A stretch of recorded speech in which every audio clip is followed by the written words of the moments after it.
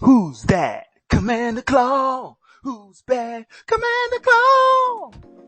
Today's video is about the 10 best pickups for Be'lakor the Dark Master. It is a Grixis Demon Noble from the set Warhammer 40k.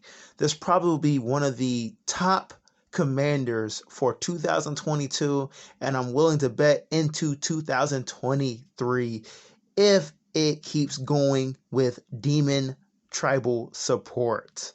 But first, I'm going to go ahead and read the card itself. Be'lakor the Dark Master for 3 colorless, Grixis colors, blue, black, red, is a legendary demon noble with flying, 6/5 body. It has the Prince of Chaos ability. When Be'lakor the Dark Master enters the battlefield, you draw X cards and you lose X life, where X is the number of demons you control. Then the Lord of Torment ability. Whenever another demon enters the battlefield under your control, it deals damage equal to its power to any target. This is literally the Terror of the Peaks on a demon. So, what is the first card you should possibly pick up? It is the Shadowborn Apostle. For 1 black mana, this is a human cleric. It says a deck can have any number of cards named Shadowborn Apostle. Tap a black, sacrifice 6 creatures named Shadowborn Apostle. Search your library for a demon creature card, put it onto the battlefield, then shuffle. It is a 1/1. Well, it goes to say that you're going to need several Shadowborn Apostles, and they're going around $2 right now from the Double Masters 2022 set. So literally you get to tutor demons if you have 6 of these on the battlefield.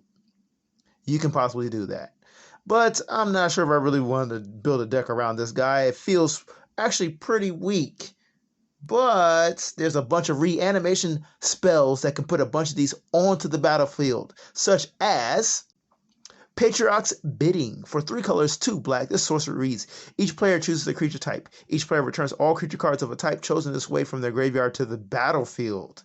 Yes, that is easy with the Shadowborn Apostle if you have many in your graveyard. Next up is the Haunting Voyage. For 4 colors, 2 black, it's a sorcery that reads, choose a creature type. Return up to 2 creature cards of that type from your graveyard to the battlefield. If that spell is foretold, return all creature cards of that type from the graveyard to the battlefield. Its foretell cost is 5 colors, 2 black. And if you haven't played with the foretell ability, I'm telling you, it is one of the most powerful abilities because your opponents know it's coming, but they don't know which card is coming. So back to the foretell ability. During your turn, you may pay 2 colors and exile this card from your hand, face down. Cast it on a later turn for its foretell cost. Next reanimation spell is Twilight's Call, another one of my favorites. For 4 colors, 2 black, it's a sorcery that says, you may cast Twilight's Call anytime you can cast an instant if you pay 2 more to cast it. Each player returns all creature cards from his or her graveyard to the battlefield.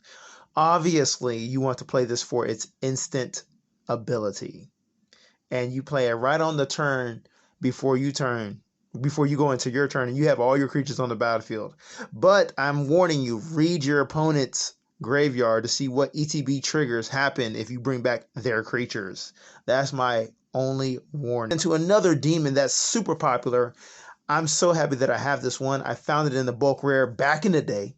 Prince of Thralls, 4 colorless, a blue, 2 black, and a red. It's a demon. It says whenever a permanent opponent controls is put into a graveyard, put that card into play under your control unless that opponent pays 3 life, and it's a 7/7 body. He is a intensive mana cost, but your opponents do not like him on the battlefield because you can easily make them sacrifice permanents. You can easily destroy those permanents because you have black and red in your color schemes. Lightning Bolt, ping them for 1. Anything that's on the battlefield, make them sacrifice lands, gone, and it's under your control unless they lose 3 life. And nobody wants that to happen. Trust me. Trust me. You're going to be enemy number 1. Next up, we have Crippling Fear. Choose a creature type. Creatures that aren't of the chosen type get -3 until end of turn. Well, this is a board wipe because you're going to be playing with demons, and you want your opponent's creatures to disappear. It only costs 4 mana. Next up, we have a Planeswalker. It is Nicolas of the Black Oath for 3 colorless, 2 black. He says for his loyalty ability, uptick 2, each opponent loses 1 life. You gain life equal to the life lost this way. So, commander, that's generally 3 life. Not bad. But his -2 says put a 5/5 black demon creature with flying onto the battlefield. You lose 2 life. Okay, remember, Bellacor's ability is whenever a demon enters the battlefield, you can deal damage equal to the power of a demon. That's 5 damage. That's 5 damage right there, guys. That's going to do a lot of pain to your opponents. Back to his ability, -8. You get an emblem with pay 1 colorless, 1 black, sacrifice a creature. You gain X life and draw X cards where X is the sacrifice creature's power. And don't forget, Nicolas of the Black Oath can be your commander. But we don't want him as our commander. But anyway, here he is. He is putting demons onto the battlefield at least 2 times. Because you're going to uptick once. Okay, and get it up to 7, then -2, -2. That's if he's on the battlefield. Next up, we have the Bloodsoaked Altar for 4 colors, 2 black. It's an artifact that says pay 2 life, discard a card, sack a creature, create a 5/5 black demon creature token with flying, activate this ability only anytime you can cast a sorcery. That's not a bad rate. Paying 2 life, discarding a card, and sacking a creature. It could be any small creature, and it's gone. But you know what? You're putting a 5/5 onto the battlefield possibly every turn. And that's 5 damage you can throw out to opponents if you have Be'lakor onto the battlefield. Next up, we have Blade of the Oni for 1 colors, 2 black. Artifact creature, Equipment Demon. Okay, so when you throw this onto the battlefield, bam, they take 3 damage automatically. And this artifact demon, Equipment Demon, has menace. Then equipped creature has base power and toughness 5/5, has menace, and is a black demon in addition to its other colors and types, especially when you reconfigure it. So man, that's another 5/5 that can easily be reconfigured for 4 mana. That is an awesome rate. An awesome rate for Be'lakor. Next card up is Demonic Rising.